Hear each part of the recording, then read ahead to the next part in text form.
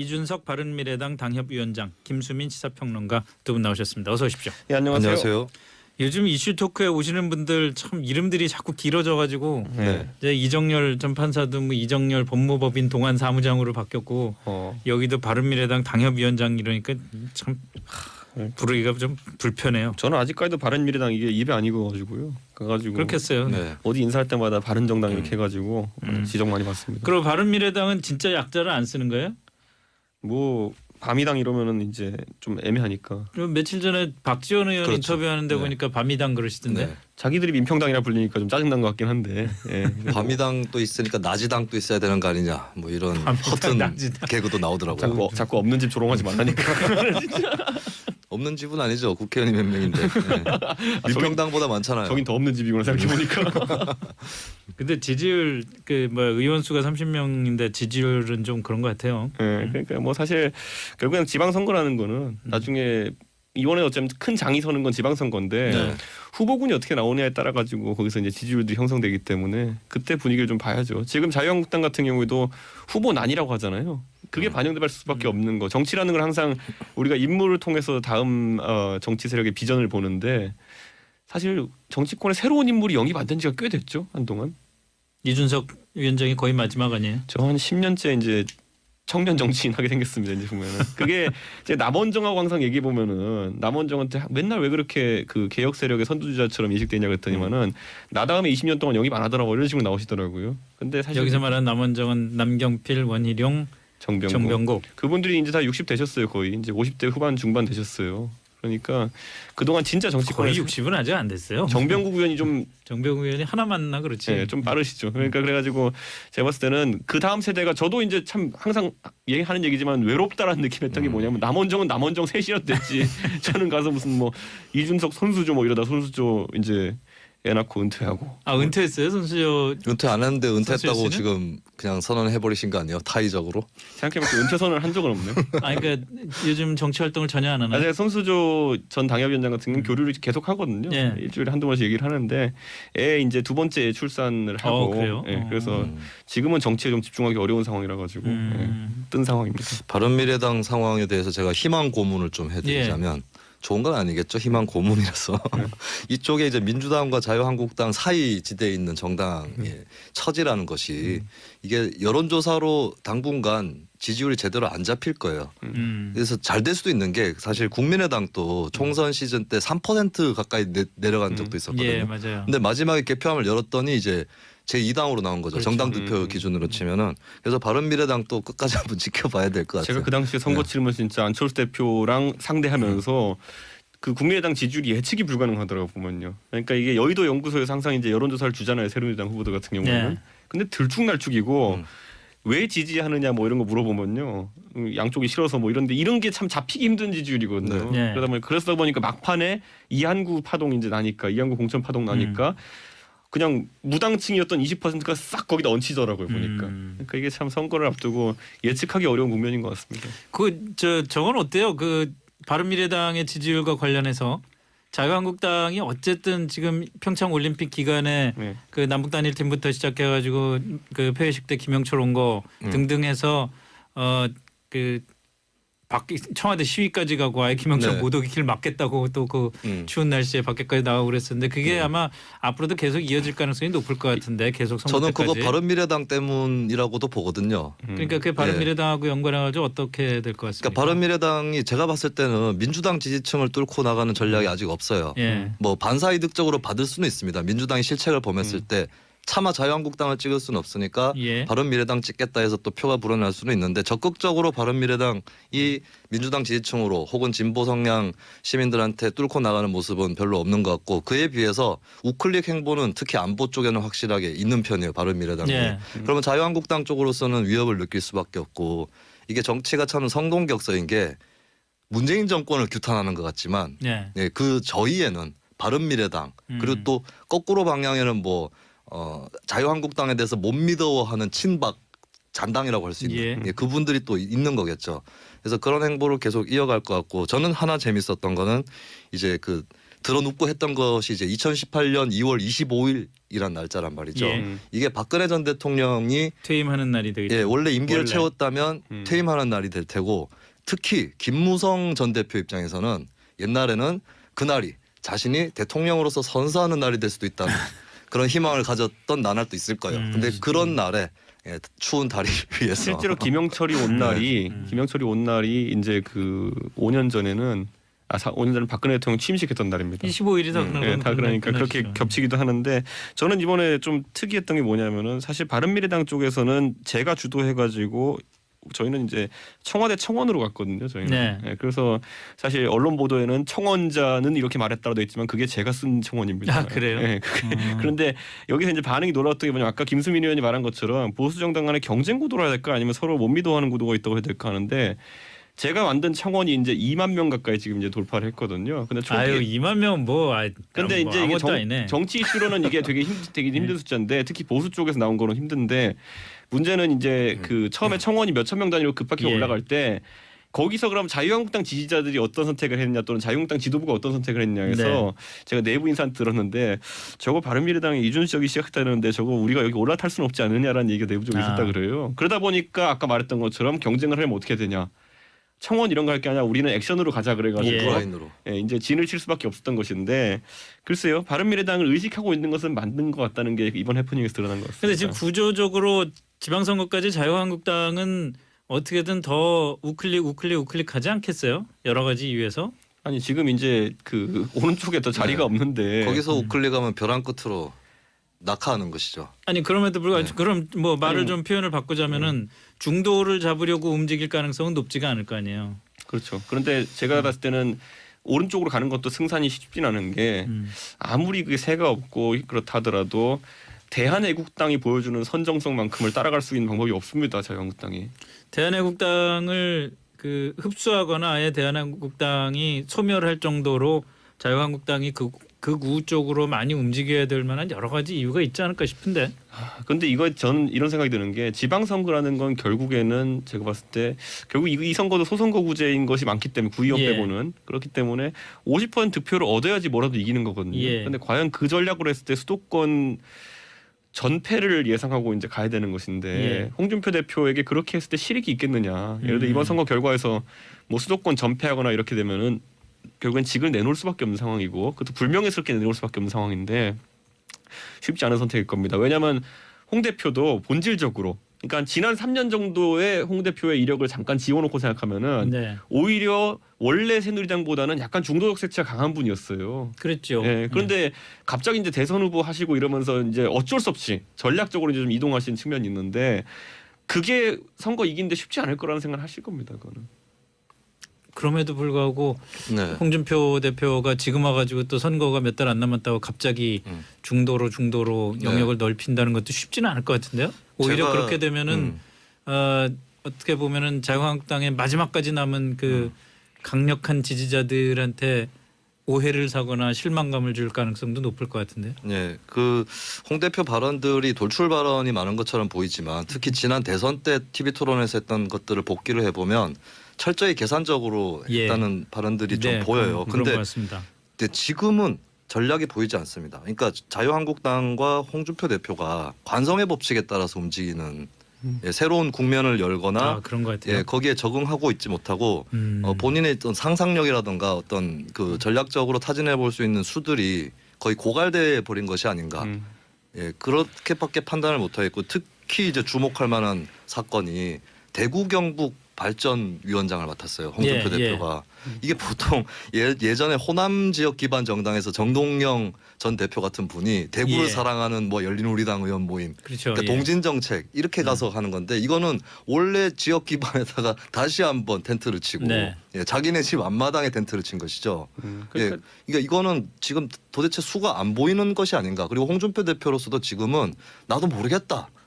에라이 모르겠다 이런 심정에 가까워 보이지 않을까 싶어요. 지금 저는 나타나는 데서는 전혀 전략적이고 계산적인 걸 볼 수가 저는 없습니다. 홍 대표의 결국에 그 지금 약간 안타까운 지점이라고 하는 것은 결국에는 출마 후보군이 등장하지 않는다는 거. 네. 그러니까 결국에는 이 모든 지방선거 선거의 핵심 선거는 결국엔 서울시장 선거거든요. 네. 그런데 지금 당장 서울시장 후보가 잡히지 않는다는 거. 거기에 대해서 홍준표 대표는 물론 이제 과거의 관성으로 내가 홍정욱 뭐 전 의원에게 뭐 추파를 던지면은 솔직히 말하면 바로 이렇게 뭔가 피드백이 올 것이다. 아니면 뭐 장제원 의원의 형님 대신 장제국 총장한테 던지면 부산시장 후보가 될 것이다. 이런 생각을 좀 갖고 있었던 것 같아요. 그게 그렇겠죠. 지금까지 예, 예. 새누리당의 영입 방식이었거든요. 예. 주면은 안 오고 백이겠어 뭐 이런 방식이었거든요. 근데 지금 그 상황이 전혀 아니라는 거죠. 네. 그렇기 때문에 홍준표 대표 입장에서는 결국에는 어느 결정적인 순간에는 후보 영입이 안 되면 본인이 나가는 것까지 이제 선택해야 될 만큼 후보난이 되고 있다. 이게 제가 봤을 때는 지방선거 앞두고 큰 고민이라고 봅니다 지금. 그리고 거기에 맞춰가지고 본인은 물갈이 할 수 있다 생각해가지고 적을 여기저기 만들어놨어요. 예를 들어서 남경필 지사 오면은 안 준다 그랬죠 처음에. 그 다음에 뭐 권영진 시장도 안 줄 것 같이 얘기했죠. 지금 다 줘야 될 상황이에요. 왜냐하면 다른 후보군들이 등장하지 않기 때문에 경쟁 그래도 유리는. 대구 그거는 경북은 좀 낫지 않나요? 네? 그거는 좀 밀당의 성격은 있었던 것 같아요. 남경필, 권영진 등에 대해서 네. 좀 툭하면 위협하고 약 올리듯이 얘기를 했는데 저는 그 당시에도 저러다가 주려고 하는 것 같다. 근데 애초에 예. 위협이 되려면요. 예를 들어 홍 대표가 다른 사람을 제시하면서 그 사람의 지지율이 지금 있는 기존 후보들보다 나았을 때 위기감을 느끼는 예. 것이지 현격하게 차이가 나는 후보들. 예를 들어 지금 뭐 대구에는 보면은 두 번째 후보로 거론되는 분이 이재만 전 최고위원, 이재만 네, 전 최고위원인데 지금 그 지지율이 꽤 차이가 나거든요. 네. 그리고 저쪽 뭐 최준경 장관 같은 전 장관. 경우에도 뭐 제시는 되었지만은 그렇게까지 큰 반향이 일지 않고 있는 상황 속에서 저는 홍 대표의 전략이 약간 지금 틀어졌다라는 생각은 지울 수가 없어요. 그러니까 그 이제 밀당이라는 것이 권영진 대구시장이나 남경필 지사에 대한 위협이 아니라 그들을 싫어하는 당내 일각에게 보여주기 위한 것이었다라고 봐요. 예. 그래서 어쨌든 수수는 아마 남경필 권영진으로선 저러다 나 줄 거야라고 생각했을 수도 있고.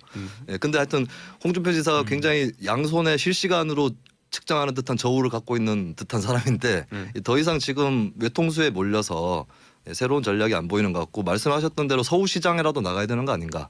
2등을 목표로.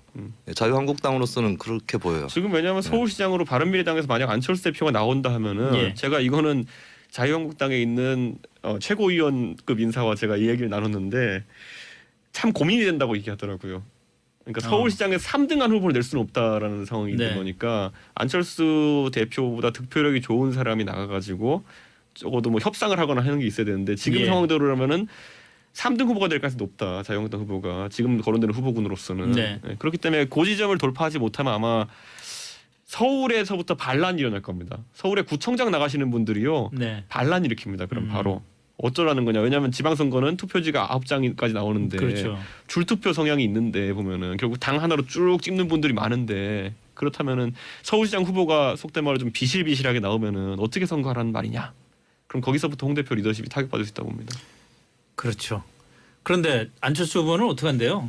안철수 후보라고 벌써 얘기했네. 안철수 전 대표는 뭐 최근에 기사를 보니까 거의 뭐 마음을 굳혀가는 것 같다는 얘기도 나오고. 지난번 주에도 저희가 이 얘기했던 것 같은데 예. 결국에는 아니 그러고 나서 기사가 또 나왔더라고요. 어떻게 추대하느냐 모양새가 아닐까. 그래서 뭐 그리고 만약에 결정하는 순간부터 이제 안철수 대표에게 리스크가 좀 있는 것이 예. 출마 선언하면 그 다음부터 계속 여론조사가 돕니다. 그렇겠죠. 근데 지금 시점이 과연 여론조사가 돌기에 좋은 시점인가에 대해 가지고는 안철수 대표가 약간 좀 부담스러워할 가능성이 있습니다. 그래서 최대한 좀 늦추지 않을까라는 생각이 됩니다. 선언을. 네. 안철수 대표 경쟁력이 있을까요? 근데 이제 뭐 지금 솔직히 1등은 어려워 보이잖아요. 네. 근데 이제 2등, 3등, 2, 3위전이 굉장히 치열할 것이고 예. 안철수 대표도 2등이라도 해서 자유한국당을 3위로 주저앉히면 대단히 큰 의미가 있지 않을까. 안철수 그런 생각을 대표가 할것 서울시장 같아요. 선거에서 2등을 하고 자유한국당이 3위가 됐거나 의미가 없이 되거나 그럴 경우에 그게 바른미래당이 있어서 큰 정치적인 소득인가요? 자유한국당의 지지층 가운데서 소수 정당은 굳이 지지하지 못하겠다라고 예. 하는 1, 2등 중에 한쪽을 지지하겠다라고 예, 하는 예. 투표 패턴을 가진 분이 많기 때문에 그러니까 지난 대선 때도 보수층에서 한꺼번에 좀 옮겨 붙어서 그 힘에 입어서 이제 안철수 국민의당 대표가 거의 문재인 후보하고 동률에 가까운 네. 잠깐이지만 예. 그런 결과가 있었기 때문에 빠르게 어쩌면 생각보다 더 빠르게 자유한국당 지지층 이탈이 벌어질 수는 있겠죠. 저는 그래서 이번에 만약에 그 출마를 하게 되면 안철수 대표가 제 생각에 이분 절대 후보 단일화 요구를 하지도 않을 것이고 받아들이지도 않을 가능성이 높습니다.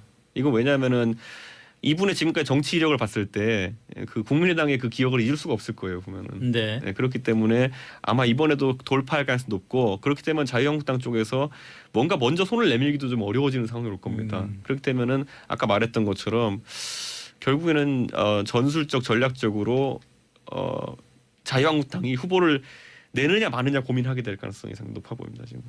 근데 그거는 근데- 거대 정당이고 역사가 깊은 그러니까 정당으로서 망신이거든요. 연대가 안 될 네. 경우에 후보를 안 낸다는 거는 굉장히 그 위험한 선택일 것 같은데요. 위험하지만 내 가지고 무조건 3등 하는 것보다는 덜 위험하다라고 이제 보는 그 상황이고. 아. 그래서 이제 소위 말하는 정치 평론가 위주로 이제 얘기 나오는 것이 뭐 묵시적 단일화 이런 얘기 나오잖아요. 근데 묵시적 단일화 이게 좀 제가 봤을 때도 좀 짜증 나는 용어이긴 한데, 근데 실제로 묵시적 단일화라는 게 괜히 나오는 얘기가 아니라 정치 이제 전략하는 사람들 사이에서는 아이디어 차원에서 나오고 있는 거죠. 정말 솔직하게 얘기하면 바른미래당도 아직까지는 경기지사 후보군이나 인천시장 후보군이 가시화되는 분이 딱히 있는 건 아니거든요. 그렇죠. 예. 그 뭐 경기하고 이걸 묵시적 단일화를 통해서 그러니까 밖에서 나눈다. 얘기는 안 하는데 얘기는 안 하는데 서로 후보를 안 내주는 거죠. 저는 네. 철저하게 반대하는데 그런 이야기를 하는 정치 이제 하마평에 오르는 그런 얘기들이 좀 있더라고요 보니까요. 예. 그게 이제 민주당이나 민주당 지지층 입장에서는 묵시적으로 하더라도 뭐 묵시적이 아니라 그냥 결과적으로 그렇게 되더라도 적폐연대라는 또 프레임이 가동되고 저도 그 소리 듣는 게 싫다니까요. 그게 보니까. 그래서 뭐 중장기적으로 봤을 때 바른미래당으로서는 어쨌든 손해를 보더라도 자유한국당이랑 붙어서 싸워야 될 거예요. 예. 좋습니다. 그 역시 지방선거와 연관해서 좀 얘기를 하자면 김영철 통전부장, 김영철 조선노동당 부위원장이 지금 와서 있고 내일 오전에 가는데 어쨌든 뭐 이것과 관련된 외교안보 이슈는 아까 그 홍현익 박사랑 인터뷰도 저희가 했습니다마는 국내 정치적인 이슈로 볼 때 어떨 것 같다는 생각이 듭니까? 이게 어쨌든 지방선거까지 남은 기간 동안은 가장 큰 그 선거 이슈 중에 하나가 남북관계나 그 북핵 문제가 될 것 같은데 네. 이게 뭐 아주 단순하게 얘기해서 누구한테 유리하게 작용을 할까요? 저는 아마 일단 전제는 지방선거까지 남북 정상회담이거나 아니면 북한의 비핵화 선언이거나 그런 그 빅 이벤트가 없다는 걸 전제로 네. 해서 이 협상 국면이 계속 간다는 걸 전제로 하자면 마찬가지로 북한의 어떤 도발적 행위도 없어야 되는 없다고 것이죠. 보고 예. 이렇게 되면은 정부 여당이 더 유리하다고 봐요. 네. 그래서 좀 자유한국당도 실수를 하고 있는 것이 보수 경쟁 때문에 더 극한 행보를 하고 있지만 오히려 국내 경제라든가 복지 이슈 쪽으로 구도를 치환하는 게 더 올바른 전략이 될 거예요. 자유한국당 입장에서. 그렇다면 뭐 자유한국당은 보편적 복지 같은 것에는 적대적 비판적이니까 그럼 본인들이 갖고 있는 선별적 복지 네. 뭐 어떤 특수한 정책을 내놓는다거나 이런 식으로 가야 되는데 지금 이렇게 남북 대화가 일단 지속이 되면 아무래도 국민들 입장에서도 과거에도 보면 노무현 정부가 인기가 없더라도 독도 문제라든가 예. 이런 이슈가 부상을 하면 다시 지지율이 40% 50% 아니 근데 올라가는. 문제는 남북 대화가 잘 지속이 되면 좋겠는데 네. 지금 모든 남북 대화 뭐 시작된 지 한 달도 안 됐습니다만 한 달 정도 됐습니다만 한 달 남짓된 사이의 대화의 과정마다 자유한국당이 그 정치적인 이익을 모색할 수 있을 만한 이벤트들이 자꾸 생긴단 말이에요. 대표적인 게 김영철의 네. 그 박람이었고 자유한국당 지지층 안에서는 충분히 자유한국당이 이걸 문제 제기함으로 해서 지지율을 올릴 수 있는 기회가 됐잖아요. 근데 네. 앞으로도 그럴 수 있는 게 많단 말이에요. 예를 들어서 그 한미 군사 훈련을 좀 연기하자고 했다. 그러면은 뭐 정부를 지지하는 사람들 입장에서야 뭐 당연히 대화를 위해서 그럴 수 있는 거지. 그렇지만 네. 자유한국당 지지자들 또는 자유한국당 지지를 했으면 좋겠는데 좀 그러니까 그러던 사람들 사이에서는 또 그것도 결집의 이유가 될 수가 있는 거 아니에요? 자유한국당이 지금 이제 예를 들어 지지율이 일부 조사에서 이제 뭐 나오는 것들을 보면은 바른미래당보다 조금 높다고 나올 수 예. 있겠지만은 문제는 뭐냐면은 바른미래당은 제가 지금까지 지지층을 저희 당원들 봐도 아직까지 바른미래당 사람들이 바른미래당의 특정 정치인을 싫어하고 이런 건 없습니다. 그러니까 뭐냐면 적어도 이 진지율은 순수하다는 거예요, 숫자가. 예. 근데 문제는 뭐냐면은 오늘 제가 이제 그 청계천 광장에서 그 자유한국당 분들이 그 규탄 집회하는 거 봤거든요. 제가 네, 그 네. 페이스북 라이브 영상이 뜨기를 봤는데 굉장히 복잡한 지지층이 지금 안에 그 포함되어 있는 것이 그런 예를 들어 면이 있죠. 김무성 대표가 먼저 이제 위원장으로서 추진 영상에서 발언하고 전희경 의원이 하고 이런 일련의 과정들을 봤는데 함성 소리가 같은 현장인데 다르게 나와요. 그러니까 당내에 지금 여러 가지 이견이 묶여 있다는 거예요. 어떻게 지금. 다르게 나왔어요? 그러니까 이번에 제가 놀랐던 게 뭐냐면 김무성 대표 저도 이제 여러 행사에 같이 가봤지만은 그렇게까지 함성이 적게 나올 일은 아니었는데 바른정당에 돌아간 뒤에 김무성 의원이 공개적 행사하는 거 처음 제가 봤는데 예. 이렇게 막 마이크 잡고 했는데 잘했어요 말도. 그런데 거의 뭐 박수나 아니면 함성 같은 게 적게 나왔다. 아. 대신 전희경 의원이 나오니까 실제 정치적 중량감은 둘이 좀 차이가 나잖아요. 그럼에도 불구하고 환호성이 나오더라고요. 그러니까 저는 이런 걸 보면서 자유한국당에서 과연 지지층이라고 지금 이제 크게 예. 엮여 있는 분들이 과연 아까 말했던 것처럼 아무리 안보 행보를 한다고 해가지고 하나의 어떤 이런 집단으로 묶여 나올 수 있느냐. 저는 아직까지는 관성에 의한 지지율이 좀 많다 보고 예. 내부에 또 갈등이 또 분출될 가능성이 좀 있다. 이런 생각을 좀 하게 됩니다. 지금. 김영철 방문을 예시로 말씀을 드리면 네. 이게 만약에 천안함 유족이라던가 연평도의 좀 피해자분들이 전면에 보이는 그러한 모습이었다면 예. 국민 여론도 굉장히 김영철 방문에 대해서는 비판적으로 갔을 수 있는데 자유한국당 의원들이 이렇게 오바해서 행보를 함으로 인해서 오히려 그게 더 가라앉아 버렸어요. 네. 논란들이. 그래서 자유한국당이 계속해서 이런 식으로 행동하게 되면 문재인 정부로서는 악재가 될 수 있는 일조차도 그냥 사그라든 채로 갈 수도 있다.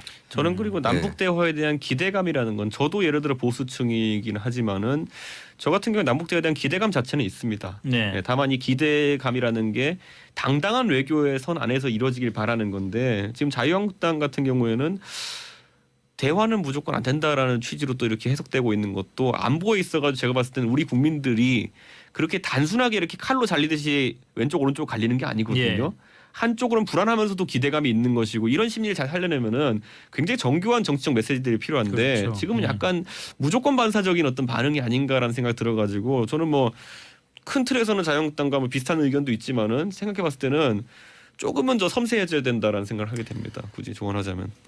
자유한국당은 네. 그렇고 바른미래당에 대해서 이 안보 이슈 국면에서 네. 어떤 스탠스를 취해야 될지 굳이 충고를 하자면 어떤 충고를 할 수 방금 있겠습니까? 이제 이준석 의원 얘기하신 게 이제 총론적으로 맞는 방향인데 근데 그 구체적인 메시지가 바른미래당에서도 좀 나오고 있지 않다는 느낌이 예. 들어요. 자유한국당하고 대북이나 안보 이슈에서 크게 차이가 없지 않나. 네. 예, 그래서 그 부분 아까 말씀하신 대로 그러니까 지금 국민 여론이 강론에서는 남북 관계 이슈에 대해서 뭐 반대하거나 대북 강경적인 그런 흐름도 있지만 총론에서는 계속 대북 포용이 옳다였거든요. 예, 그 틈새를 찾아내는 게 과제가 되겠죠. 알겠습니다. 자, 오늘 여기까지 하죠.